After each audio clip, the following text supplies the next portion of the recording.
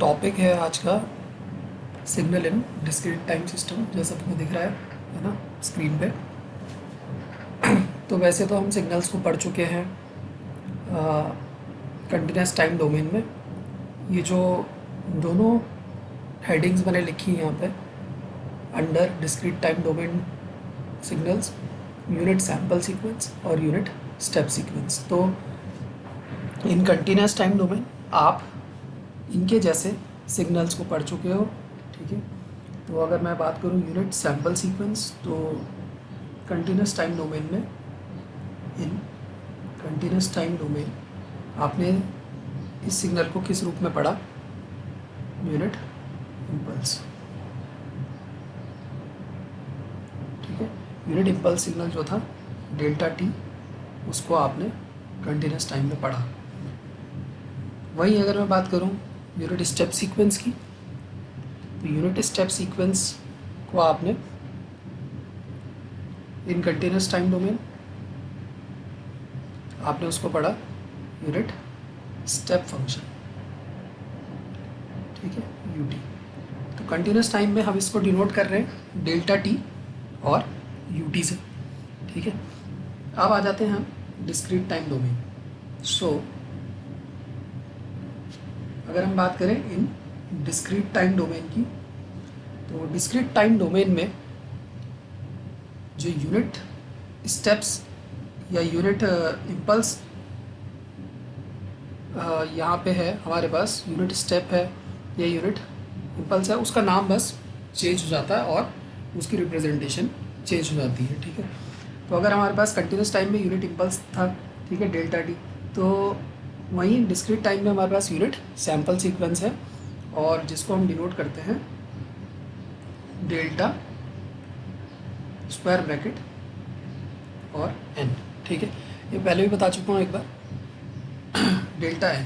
तो ये जो डेल्टा एन है, इसकी डेफिनेशन कुछ ऐसी है कि इसकी वैल्यू 1 होगी जब एन 0 के बराबर होगा, ठीक है, और 0 होगी when n is not equal to 0, ठीक है।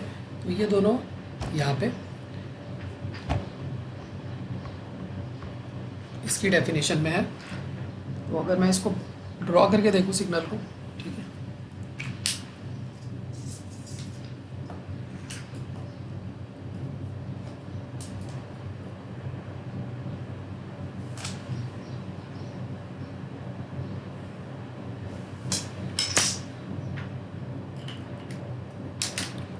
तो यहाँ पे आपको पता लगेगा कि जब n की वैल्यू क्या है 0, यानी कि ये n इज इक्वल टू 0 है, ये 1 होगा, ये 2 होगा, ये 3 होगा, 4 होगा, और ऐसी अप टू n वैल्यूज़।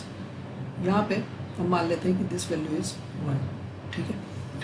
तो यहाँ पर जब डेल्टा n की हमें वैल्यू निकालनी है, तो ये डेल्टा n फंक्शन है, n is equal to 0, n is equal to 0 का मतलब ये वाली एक्सिस पर n की वैल्यू 0, तो ये वैल्यू है 0, और eight this point of time जो वैल्यू आएगी मेरे पास वो कितनी आएगी? 1। तो finally I have the signal like this, है ना, ठीक है। और ऊपर मैं इसको ऐसे रिप्रेजेंट करूँगा डॉट्स। उसके बाद अगर मैं देखूँ तो बाकी सब जगह पे वैल्यू कितनी है? 0। तो सब जगह पे मैं इसको इस तरीके से ड्रॉ कर दूँगा, ठीक है। वही नेगेटिव साइड के लिए भी होगा, बाकी सारी जगह पे ऐसे डल इसकी वैल्यू क्या रहने वाली है? 1, है ना, माइनस है। तो इस तरीके का कुछ ये सिग्नल है, ठीक है। अगेन अगर मैं बात करूँ इवन या ऑड की, तो this is a even function. फिर अगर मैं बात करूँ एनर्जी या पावर की, तो ये सिग्नल मेरा एनर्जी सिग्नल है।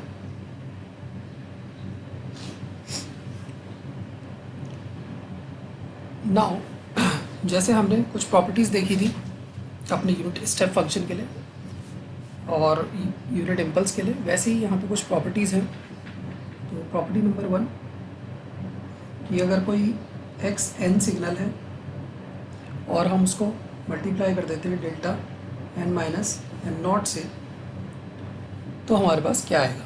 ठीक है, इस केस में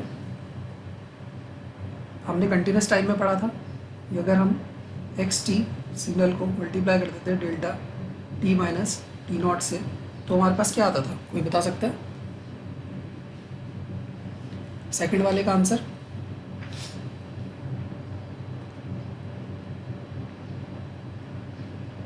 जब हम एक्स टी को मल्टीप्लाई कर देते थे delta T minus T not से, तो ये जो टी नॉट होता था वो चेंज हो जाता था एक्स टी में, है ना? तो एक्स टी नॉट आ जाता था यहाँ पे और delta T minus T naught आ जाता था।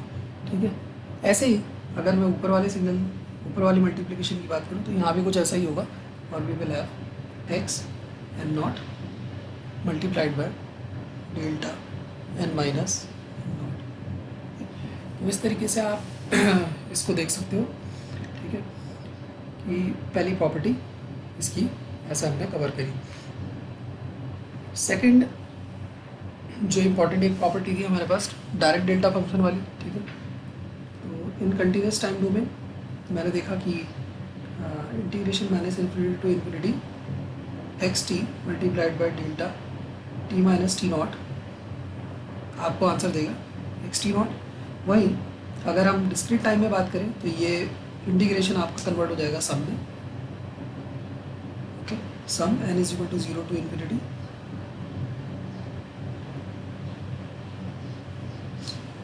X n multiplied by delta n minus n naught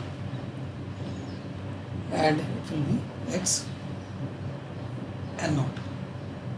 okay, तो ये दो प्रॉपर्टी आपने देखी थी। साथ में तीसरी प्रॉपर्टी आपने एक ये देखी थी स्केलिंग वाली।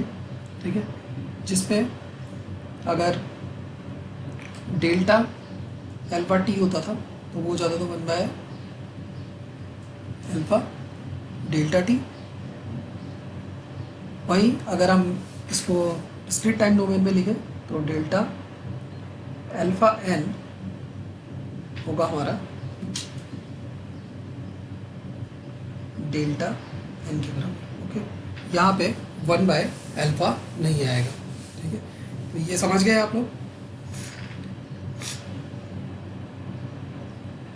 राहुल, आशीष, रतन लाल।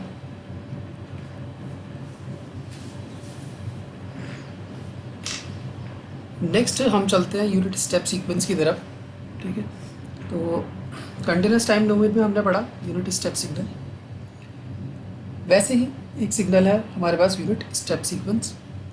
ये स्टेप सीक्वेंस कैसी है, सबसे पहले हम इसको ड्रॉ कर लेते हैं।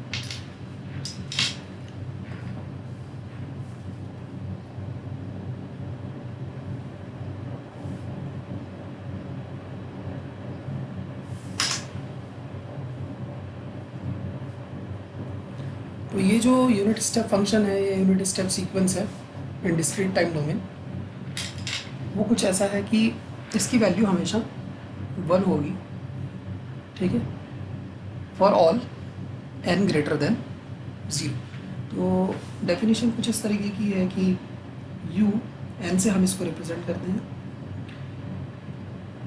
Value is 1 for all n greater than n equal to 0।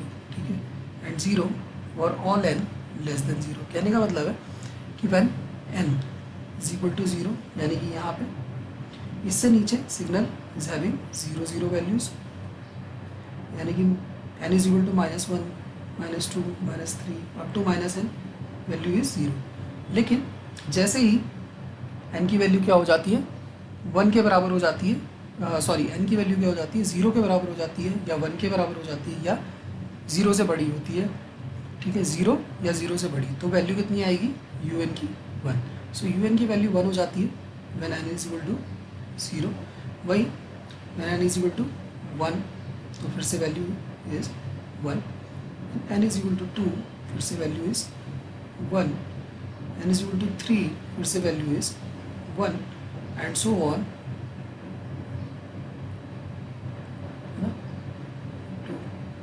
n-1। तो इस तरीके से आप इसको रिप्रेजेंट कर सकते हो सिग्नल को। और ये हो गया हमारा यू एन सिग्नल, ठीक है। इसमें एक इम्पॉर्टेंट प्रॉपर्टी आपको ध्यान रखनी है, वो है कि when u n is added, या हम ऐड करें यू एन और यू और माइनस एन को, तो हमारे पास आएगा व्हाट वी विल हैव, ठीक है। तो यहाँ पे क्वेश्चन इस तरीके से पूछ भी लिया जाता है कि इसका आंसर क्या होगा, ठीक है। तो सबसे पहले देखो कि यू एन जो है आपका एक सिग्नल है इस तरीके का, यानी कि ये आपका यू एन, ठीक है। तो ये वैल्यू 1 होगी, ये भी 1 होगी, ये भी 1 होगी, ऑल इज 1, है ना। ऐसे ही यू माइनस एन, तो जो सिग्नल है वो पॉजिटिव साइड ना होकर के नेगेटिव साइड होगा इस बार,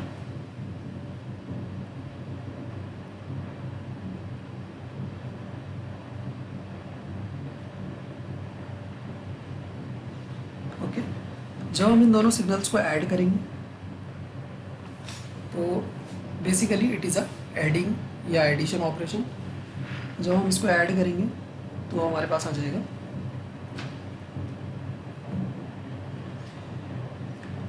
ये वाला पार्ट अप टू -1, हम इसको ऐसे यहाँ पे ड्रॉ कर सकते हैं।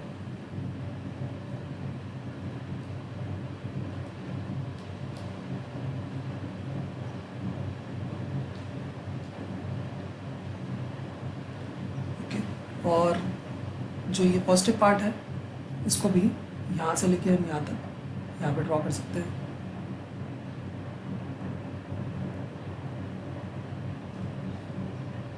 लेकिन सेंटर पे when n is equal to 0 तो वी हैव एक 1 तो ये है और एक 1 ये है।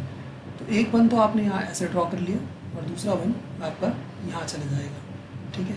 तो हुआ क्या कि ये जो कंप्लीट ऐसी सीक्वेंस आई एक ये, इसको तो हम बोलेंगे 1, ठीक है।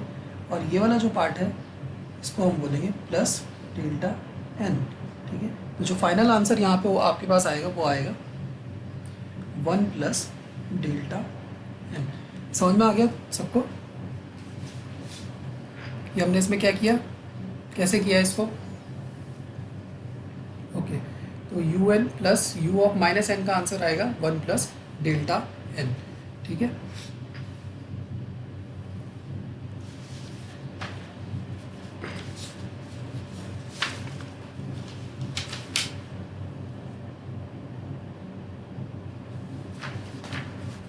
अगर हम थोड़ा सा अब आगे बढ़ें सिलेबस में,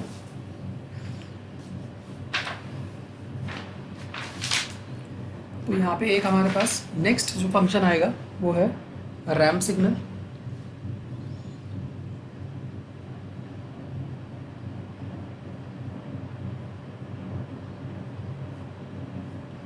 ठीक है, ये जो रैम्प सिग्नल होता है ये हमेशा एक लीनियर फंक्शन की तरह आपने इसको ड्रॉ भी किया होगा, ठीक है। तो ये कुछ इस तरीके का दिखता है, लाइक दिस, ठीक है। यहाँ पे it is having some value for say at this point, एक वैल्यू ए आई और एक वैल्यू आपके पास यहाँ पे इफ इट इज़ टाइम तो टी आई, ठीक है।